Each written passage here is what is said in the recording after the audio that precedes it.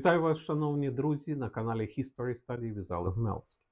Сьогодні я хотів би подивитись з вами на політику крізь призму історії, на історію Палестини.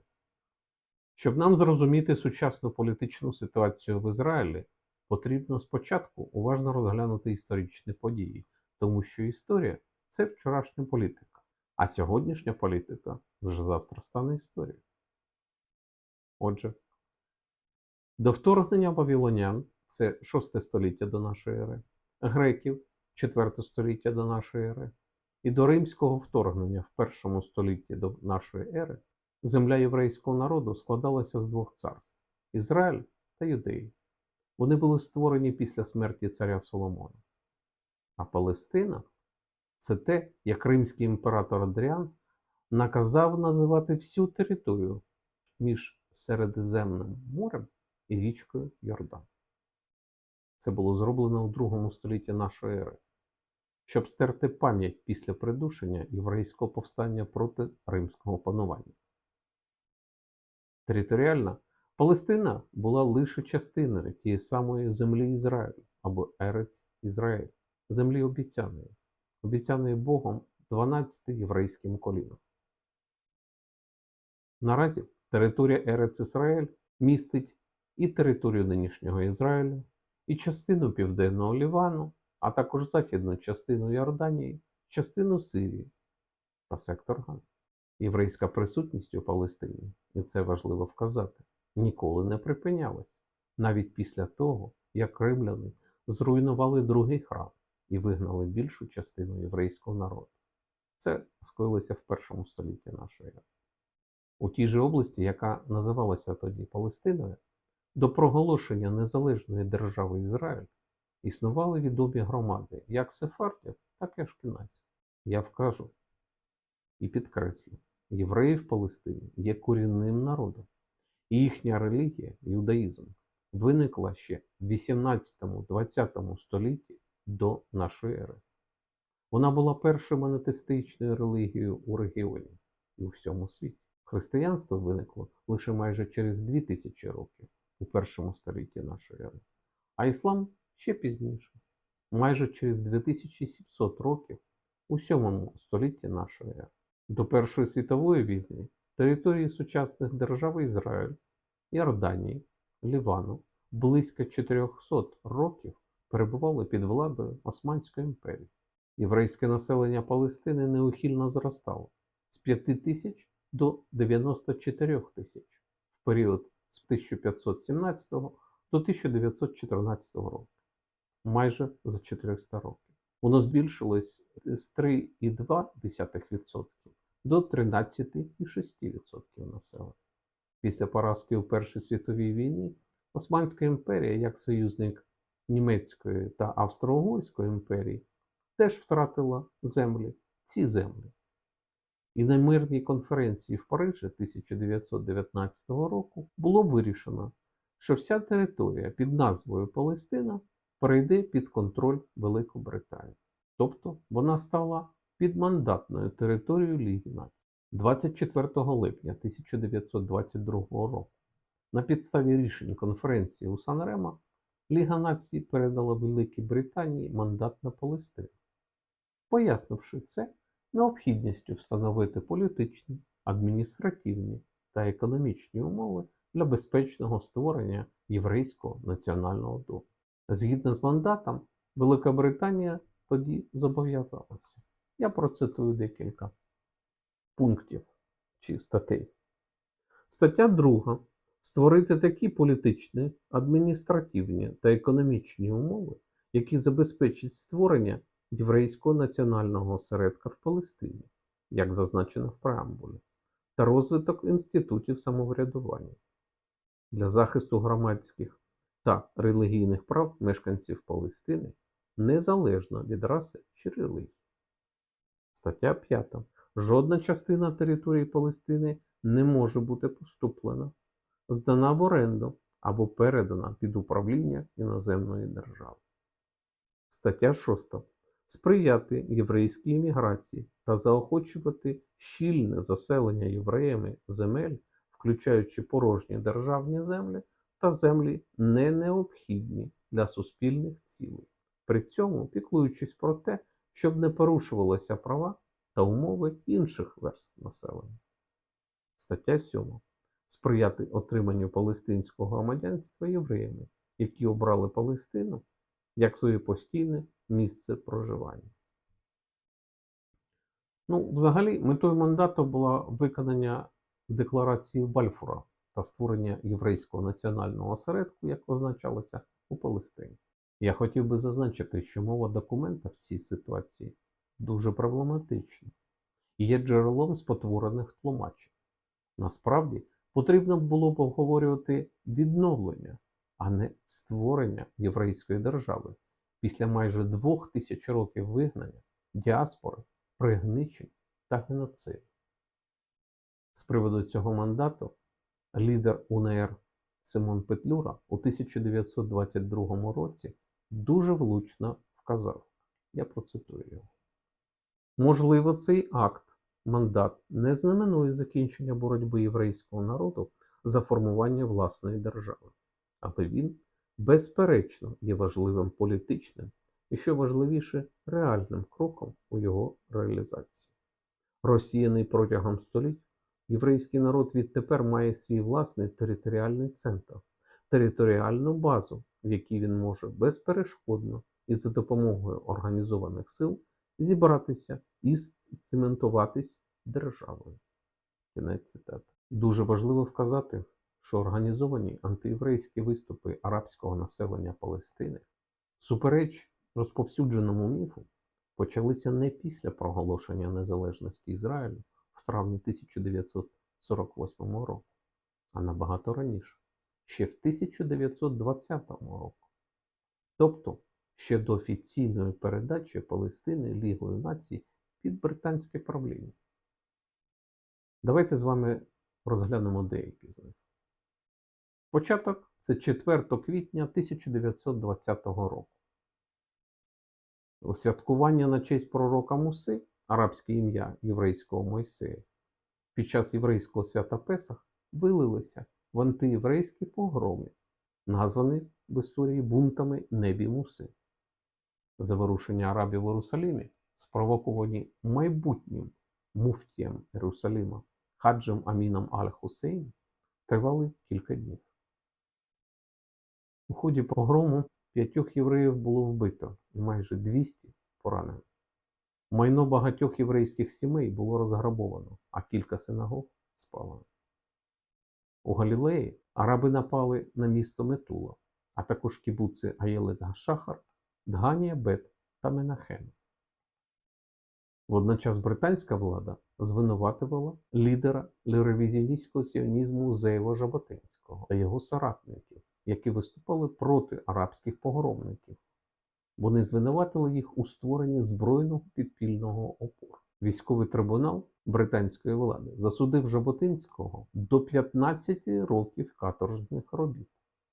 І у відповідь на це на вулиці Єрусалима вийшли понад 15 тисяч демонстрантів, які блокували установи британської адміністрації та протестували проти несправедливого вироку. Протести проти справи Жаботинського були дуже незручні британському уряду, оскільки сіоністи Америки, Британії, Франції зчинили великий розголос. У жовтні 1920 року, це на єврейське свято Суккот, цей вирок було скасовано. Цікаво, що за організацію жорстоких заворушень і погромів єврейського населення в Єрусалимі Аль-Хусейні був заочно засуджений британською адміністрацією лише до 10 років ув'язнення. Однак до серпня 1920 року, тобто за 3 місяці до скасування вироку Жаботинського, Аль-Хусейні було помилувано. А в травні 1921 року взагалі призначено британською владу на посаду муфтія Єрусалиму. Чудовий приклад лицемірства. У 1921 році сталися так звані Явські бунти. Це була серія жорстоких заворушень з 1 по 7 травня 1921 року. Сильні хвилювання, що почалися після зіткнення між єврейськими комуністами Вони закликали до повалення британського правління в Палестині та створення аналога СРСР, а також єврейськими соціалістами. За дивним збігом обставин це переросло в численні напади євреїв на арабів. Ні, я жартую, арабів на євреїв. Заворушення почалися в Яффо і поширилися на інші частини країни. Я процитую свідоцтва очевидців. Араби з Яффо перейшли в наступ. Десятки британців, арабів та євреїв підтверджують, що арабські чоловіки, озброєні ножами, мечами та пістолетами, вривалися в єврейські будинки та вбивали їх мешканців. Арабські жінки йшли за ними та грабували. Вони нападали на єврейських пішоходів та руйнували єврейські підприємства та крамниці. Вони били та вбивали євреїв у їхніх будинках, не щадили навіть дітей, а в деяких випадках розкривали черепи жертв. Описані картини цього погрому викликають прямі паралелі зі злочинами арабів 7 жовтня 2023 року на півдні Ізраїлю. Першим наслідком цих бунтів у Яффо став документ під назвою «Біла книга Черчилля» від 3 червня 1922 року. Його офіційна назва «Палестина. Листування з делегацією палестинських арабів та Сіоністською організацією». Вона складалась з 9 документів, а сам меморандум Черчилля був додатком до документу номер 5, який підтверджував прихильність Великобританії Декларації Бальфура та обіцянку створити єврейський національний осередок у Палестині. У Білій книзі Черчилля підкреслювалося, що створення цього осередку не нав'язує єврейського громадянства арабським жителям Палестини. У документі також був заклик обмежити єврейську еміграцію економічним потенціалом країни для адаптації новоприбулих. Незважаючи на те, що події в Яффо спонукали британський уряд скоротити і обмежити територію майбутньої єврейської держави, після того, як євреї були вбиті лише за те, що вони були євреями, арабське населення продовжувало активно виступати проти відновлення єврейського національного осередку. Хочу зруйнувати міфи про євреїв, які нібито крадуть землю. Євреї, рятуючись від погромів смуги осілості в Росії, приїхавши до Палестини наприкінці 19-го, початку 20-го століття, не захоплювали землю, виправдовуючи це тим, що їхні предки проживали на ній навіть не 500, а кілька тисяч років тому. Земельні ділянки євреїв, більша частина яких розташовувалась у пустельних малярійно-болотистих місцевостях, непридатних для ведення сільського господарства, купували у власників на абсолютно законних підставах. Таким чином, антиєврейські наративи і насильство з боку арабів в Палестині не були протестом проти колонізаторів, що захопили землю, а скоріше насильством проти потенційних конкурентів, тобто тим самим системним антисемітизмом, яким все ще хворий наш світ.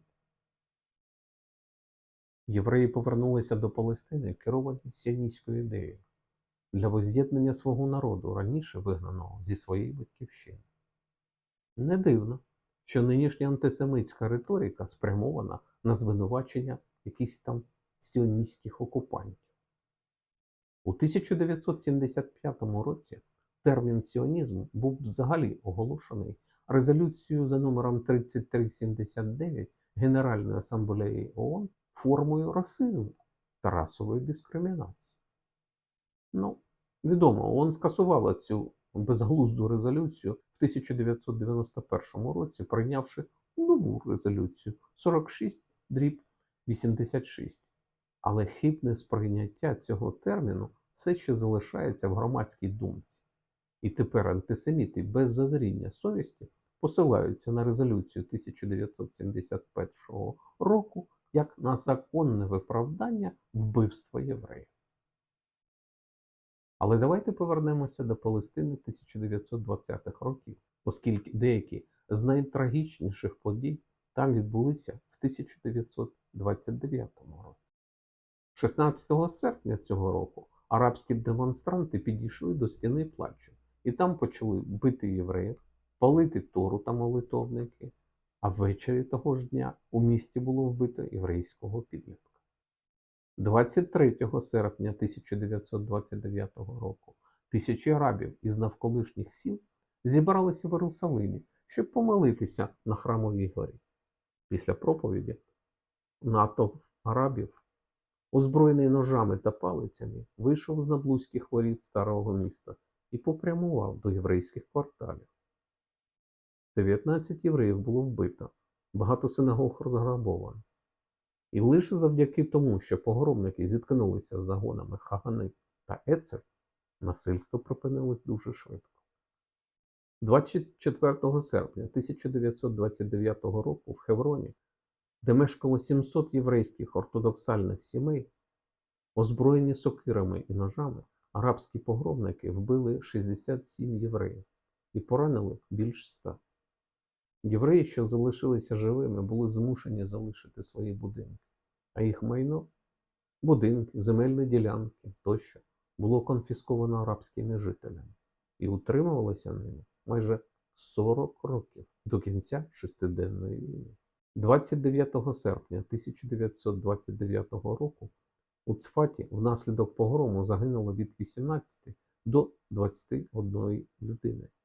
Було поранено 80 євреїв, 200 будинків на головній єврейській вулиці міста були розграбовані та підпалені. Це не означає, що британська влада підмандатної Палестини не діяла. Ні, вона діяла, цілком очевидно показавши, яку сторону підтримує. Вони заарештували 12 арабів за жорстокі вбивства, осквернення, напади, грабежі, а також 35 євреїв через участь у якихось там збройних заворушеннях, які насправді були захистом євреїв від нападу погромників. Першу частину аналізу історії Палестини ми завершили з вами розгляданням погромів, які робили арабські мешканці Палестини своїм єврейським сусідям у 1929 році. Але навіть після 1929 року терор проти євреїв не припинився. Його сплеск припав на роки так званого арабського повстання 1936-39 років. Лише у 1936 році щонайменше 37 євреїв було вбито арабськими бойовиками та погромниками. Цікаво дізнатися, що щоб зняти напруженість між арабами та євреями у Палестині, виникла ідея обміну населення. Вперше вона з'явилась не серед так званих правих єврейських радикалів. Вона з'явилась в доповіді Королівської комісії лорда Піля, опублікованої 7 липня 1937 року. Але британська влада відхилила цю пропозицію комісії частково тому, що вибрала стратегію мовчання та бездіяльності щодо підбурювання арабських лідерів до антиєврейського насильства та перешкоджанню єврейської міграції в Палестину. Ця стратегія була схвалена на найвищому рівні. Британська традиція політичності монархів не завадила королю Георгу VI брати участь в антисемітських інтригах. У листі від 28 лютого 1939 року король повідомив міністра закордонних справ, що він, я процитую, радий думати, що були зроблені кроки, щоб завадити цим людям залишити країни свого походження. Продовженням британської антиєврейської політики стала Біла книга 1939 року. Вона була опублікована 17 травня цього року. Так називалася доповідь британського міністра у справах колоній Малкольма Макдональда британському парламенту щодо політики уряду щодо британського мандата в Палестині. Вона виникла у відповідь вимогам арабського населення Палестини повністю заборонити єврейську імміграцію і будь-яке придбання земель євреям. Важливо вкотре наголосити, що євреї в Палестині не захоплювали землі, а купували їх. Наприклад, місто Тель-Авів було засновано в 1909 році і розташоване воно на території, придбаного у бедуїнів. Ізраїльське місто Петах-Тиква було засновано ще раніше, в 1878 році, на землях, придбаних у арабів-християн. Особливістю цих територій була наявність там малярійних боліт, які євреї змогли осушити, зробивши їх придатними для життя та ведення сільського господарства. У 1939 році британське командування в Палестині отримало вказівку з Лондона згорнути всі каральні антипогромні операції проти нападів арабів на євреїв і керуватися виключно Білою книгою 1939 року. Внаслідок публікації цієї Білої книги Великобританія, по суті, відмовилася виконувати свої зобов'язання перед єврейським народом, відмовившись таким чином від виконання декларації Бальфура. Проголошення такої політики було зроблено під час правління нацистів у Європі напередодні Другої світової війни. Якби декларація Бальфура була б виконана повністю, то це дуже можливо не призвело б до трагедії Шоа і врятувало б європейське єврейство від геноциду, скоєного нацистською Німеччиною. Природно, дії Британії по Білій книзі 1939-го стали поштовхом для початку активної боротьби Ішува проти англійців в Палестині. Біла книга 1939 року викликала також різку критику Великій Британії, як з боку опозиції, так і з боку правлячої партії, що виступала проти політики Макдональда. Я скажу, що серед найвідоміших опонентів цього документа були колишній Верховний комісар Палестини сер Герберт Самюел та Вінстон Черчилль. Закон про передачу земель у Палестині 1940 року унеможливив для євреїв придбання будь-якої землі у арабів. Тож к початку Другої світової війни з'ясувалась сумна картина. Британська влада, порушуючи власні зобов'язання, всіляко не тільки перешкоджала посиленню та розширенню єврейської присутності в Палестині, а й побічно призводила до масових втрат єврейських життів як на Близькому Сході, так і за його межами. Британська влада діяла на шкоду євреям і нічого не робила, щоб зупинити насильство, потураючи арабським погромникам. До речі, така поведінка була дуже дивною, враховуючи ставлення палестинських арабів до Великобританії та її супротивників під час Першої світової війни. Наприклад, ще згаданий Аль-Хусейні, майбутній муфтій Єрусалиму, служив офіцером артилерії в турецькій армії, що протистояла Великій Британії.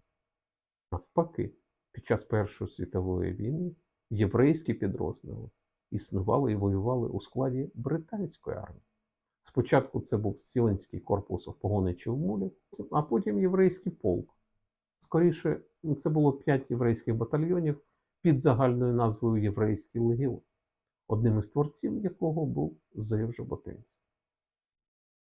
Початок Другої світової війни перетворив відносини між британською владою та євреями Ерец-Ісраїль з абсурду на повне божевілля. Я процитую дуже цікавий момент.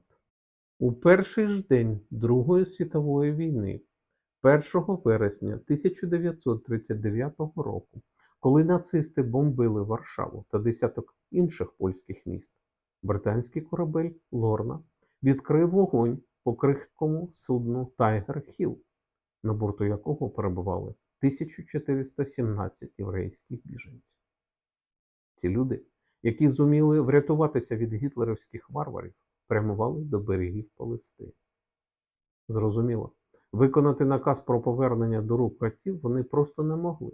Битва між Лорною та Тайгер-Хіллом завершилася блискучою перемогою британського королівського флоту. Серед вбитих були доктор Роберт Шнайдер, молодий лікар із Чехословаччини, позбавлений німцями майна та людської гідності, а також Цві Біндер, молодий поляк, який все життя мріяв оселитись в землі обітованої.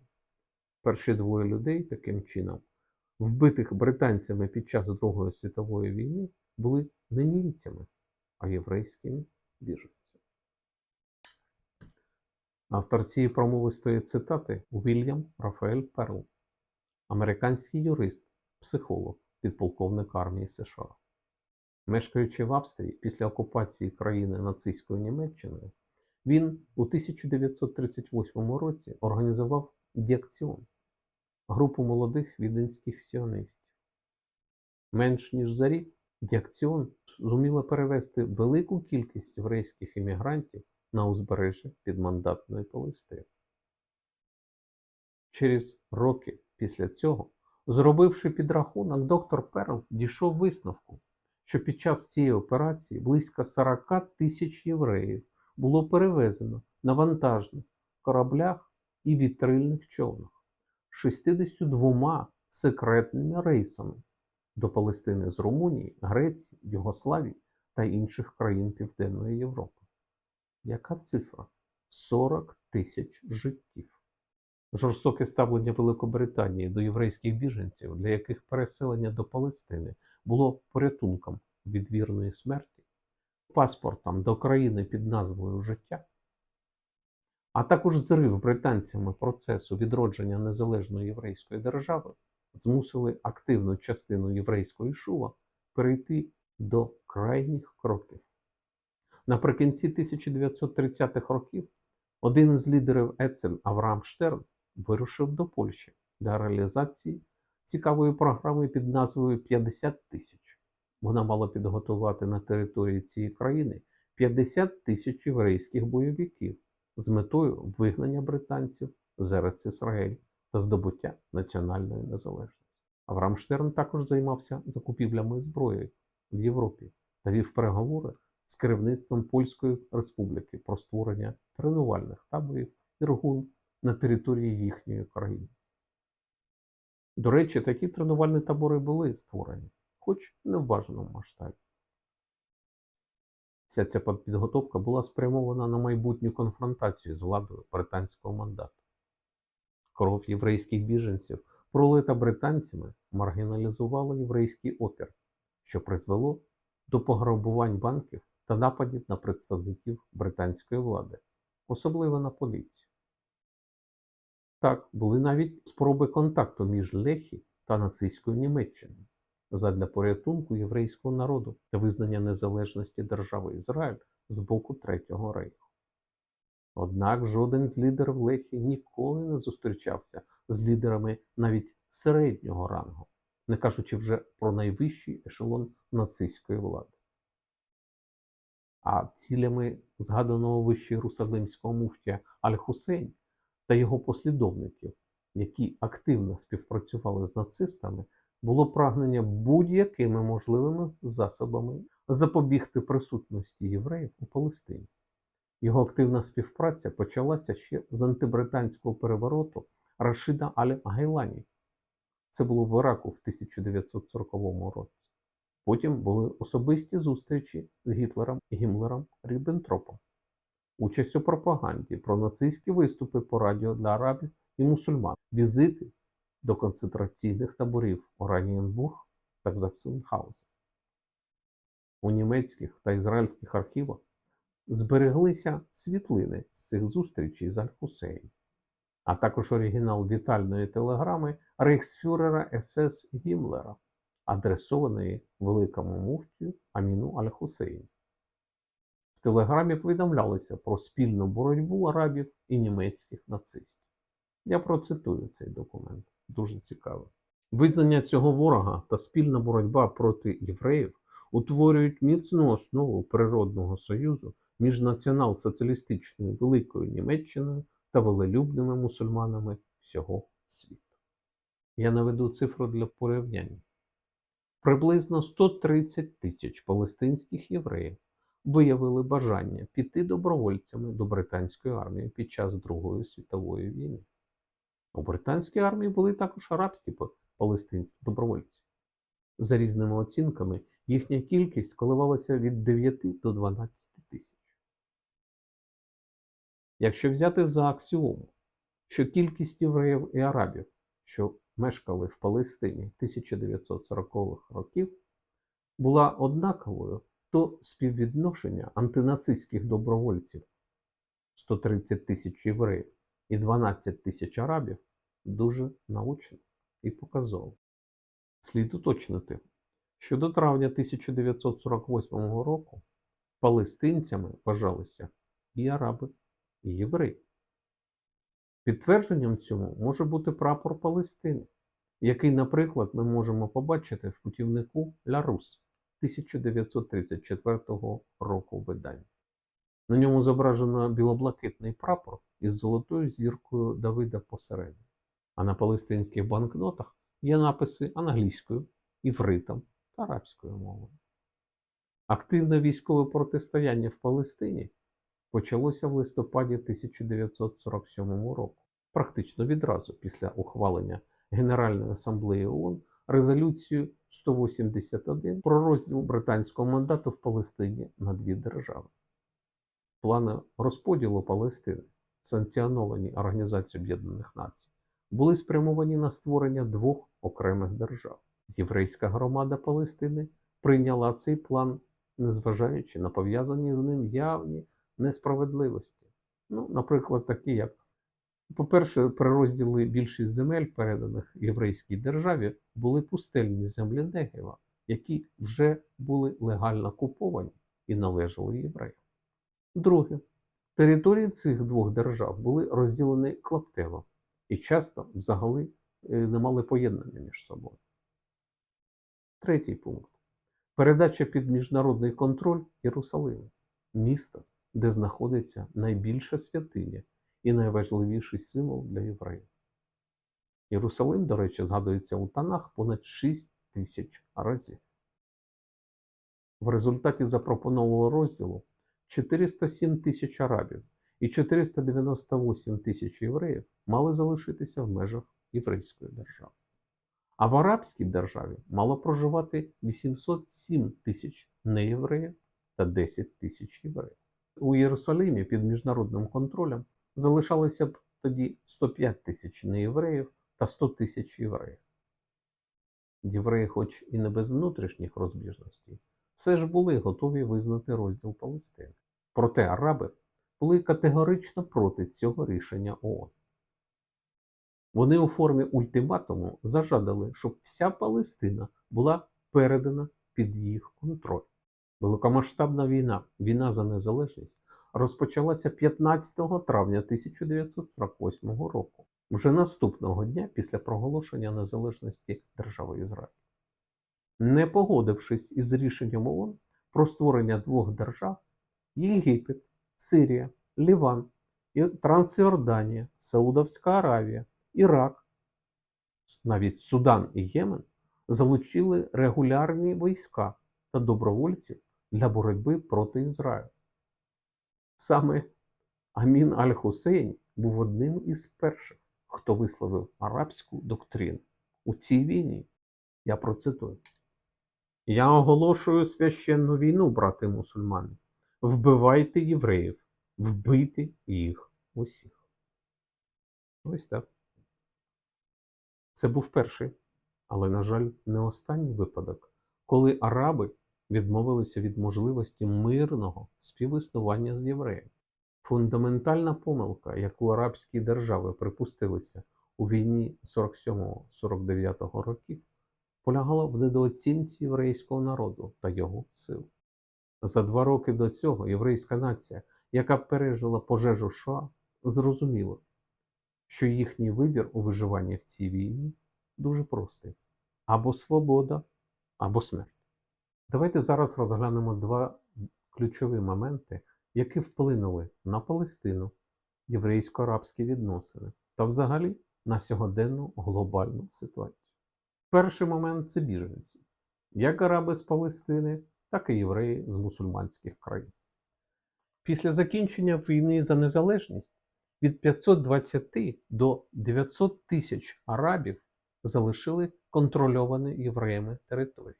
І близько 900 тисяч євреїв залишили арабські країни. Тобто, арабські біженці стали наслідком територіальних суперечок у Палестині. А єврейські біженці з арабських країн світу були виключно наслідком політики державного антисемітизму, расизму та релігійної нетерпімості, що супроводжувалося погромами та лінчуванням. Навіть сьогодні в 49 мусульманських, в тому числі арабських країнах, кількість синагог можна перерахувати на пальцях, а загальна кількість євреїв, що там зараз мешкають, становить близько 24 тисяч. Навпаки, лише в Ізраїлі налічується близько 25 великих мечетей. А чисельність мусульман, які мешкають в єврейській державі, перевищує 1 700 000 осіб, що становить понад 18% від майже 9,5 мільйонного населення країни. Давайте вдумаємося цей факт. Кожен 5-й мешканець Ізраїлю – мусульманин. Ізраїльські араби є повноправними громадянами країни. Вони мають власні політичні партії і відповідно представлені в парламенті. Вони займають шановні посади в таких галузях, як медицина, вища освіта, дипломатія, армія. Арабська мова має особливий статус в Ізраїлі та використовується в державних установах, а також є на ізраїльських грошах та дорожніх знаках. З огляду на все це, твердження про те, що Ізраїль є державою апартеїду, відверта дезінформація, яка використовується для виправдання антисемітизму та жорстокого насильства проти євреїв та ізраїльтян. Момент другий. Це історія так званої різанини в Дір-Ясіні 9 квітня 1948 року. Вона є ще одним віражом історії, який використовується антиєврейською та антиізраїльською пропагандою. Дір-Ясин – це село, що виходило на шосе, яке йшло до Єрусалиму.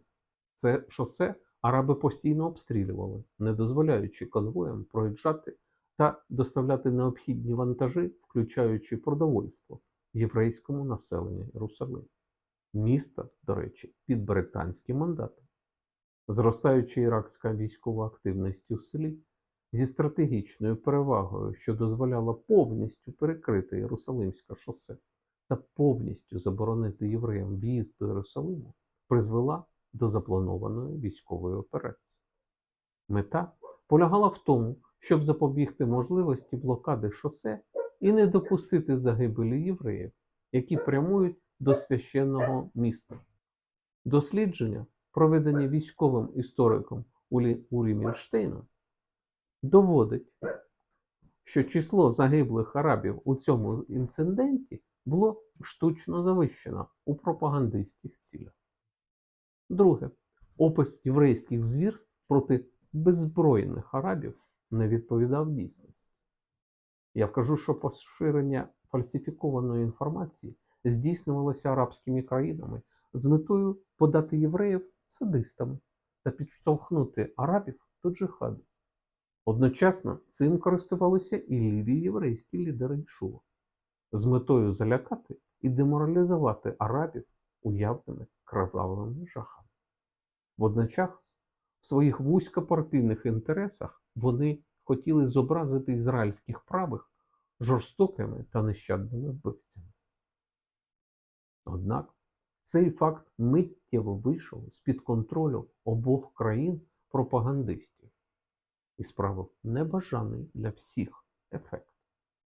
З одного боку, він підштовхнув арабів втікати з Палестини, а з іншого дав світу можливість звинуватити всіх євреїв, прихильників будь-яких політичних сторін у військових злочинах. Загалом, ситуація з цією різаниною, так би мовити, виглядала так. Арабське село Дір-Ясин, розташоване неподалік Єрусалиму, мало стратегічне значення для арабів, оскільки вони постійно тримали під обстрілом Тель-Авівське шосе, що веде до Єрусалиму. Дір-Ясин також контролювала зв'язок із арабськими кварталами Єрусалиму. Тобто взяття села євреями було логічним як з оперативної, так і з тактичної точки зору. Але ж існувала і певна моральна проблема. Тому що у 1929 році Дір-Ясин було вороже євреям, але в 1948 році воно вже стало нейтральним. А Мухтар, тобто старішина села, був інформатором Хагани. Проте, за даними розвідки, починаючи з 1946-1947 років, у Дір-Ясіні почали з'являтися іракські солдати. Іракці, на відміну від євреїв-добровольців, мали реальний військовий досвід, зокрема через участь у Другій світовій війні на боці Німеччини, та дуже гарну стрілецьку підготовку. Я наведу слова очевидців. Араби билися як леви і відрізнялися точною стріляниною здалеку. Жінки виходили зі своїх будинків під обстрілом, підбирали зброю та несли її на свої позиції. Я уточнюю, арабські жінки були впевнені, що євреї по них не стрілятимуть.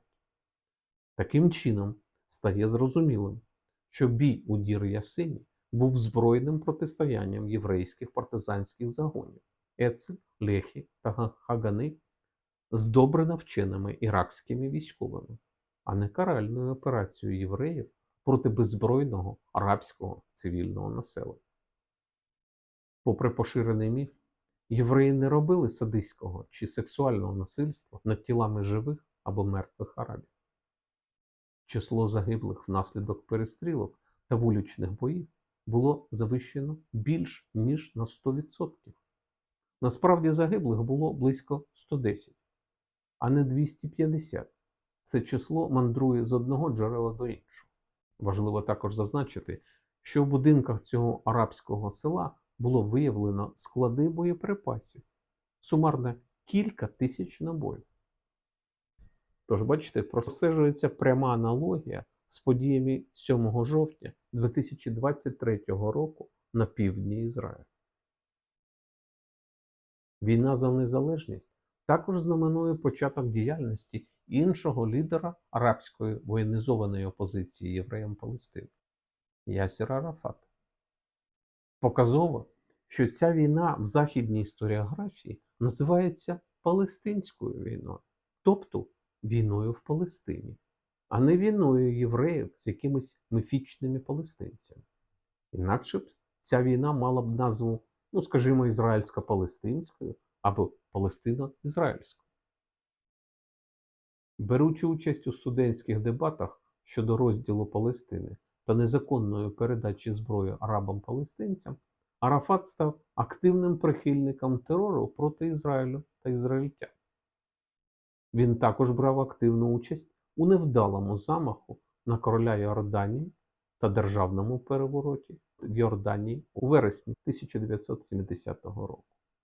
В результаті бойових дій в Йорданії кілька тисяч арабо-палестинських бойовиків було вбито, і 150 тисяч арабо-палестинських біженців було вигнано з Йорданії. Давайте поміркуємо і над цими цифрами теж. Після провалу заколоту Арафат утік у Ліван, де розпочав свою співпрацю з КДБ СРСР. В архіві Володимира Буковського міститься велика кількість документів, що розкривають нам зв'язки та підтверджують військову та фінансову підтримку, яку СРСР надавав Організації визволення Палестини ОВП. Зокрема, передачу іноземної трофейної зброї, отриманої від В'єтнаму, та спеціальної техніки, виготовленої КДБ із іноземних матеріалів. А також перевезення 2 патрульних кораблів виробництва ФРН із Сирії до Тунісу для ОВП. Передачу ОВП військової спецтехніки в обмін на колекції артефактів стародавнього світу.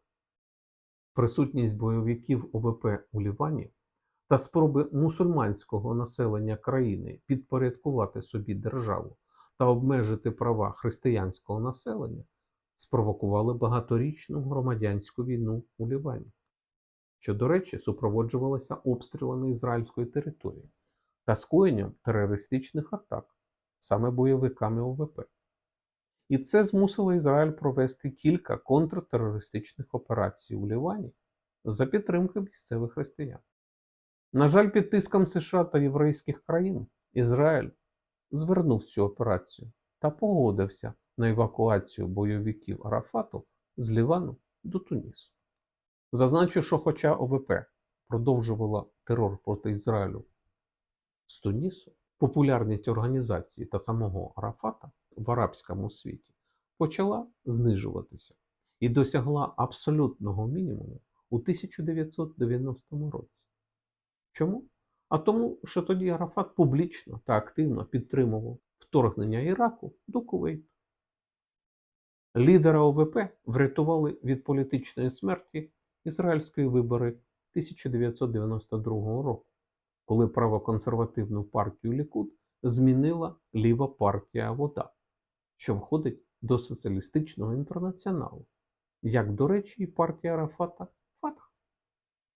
Більш того, ОВП в результаті досягла абсолютно неймовірніших успіхів. Повна легітиматизація у світі та переїзд з Тунісу до Палестини. Дуже цікаво, що замолоду, жорстко критикувавши керівництво палестинських арабів за відмову визнати резолюцію ООН про поділ Палестини, Арафат сам зробив щось подібне. На саміті в Кемп-Девіді, це було влітку 2000 року, він відмовився від дуже щедрої пропозиції прем'єр-міністра Ізраїлю Ехуда Барака. Вона включала до себе повний вихід із сектора Газа, майже повне виведення військ із західного берега річки Йордан, передачу єврейського кварталу Хеврону та районів Східного Єрусалиму арабам. Тоді багатьох дуже здивувало, що у відповідь на це лідери Фатх та ОВП висунули вимоги, свідомо абсолютно неприйнятні для Ізраїлю. Наприклад, арабський суверенітет над усім Східним Єрусалимом та старим містом, включаючи і стіну плачу, і єврейський квартал. Надання права всім арабським біженцям повертатися тільки до Ізраїлю, але не до будь-якої іншої арабської держави. Виплати біженцям повної компенсації за втрачене майно. Я кажу палестинським біженцям, арабським. Саудівська Аравія висловила особливо невдоволення позицією Арафата, описавши її таким чином.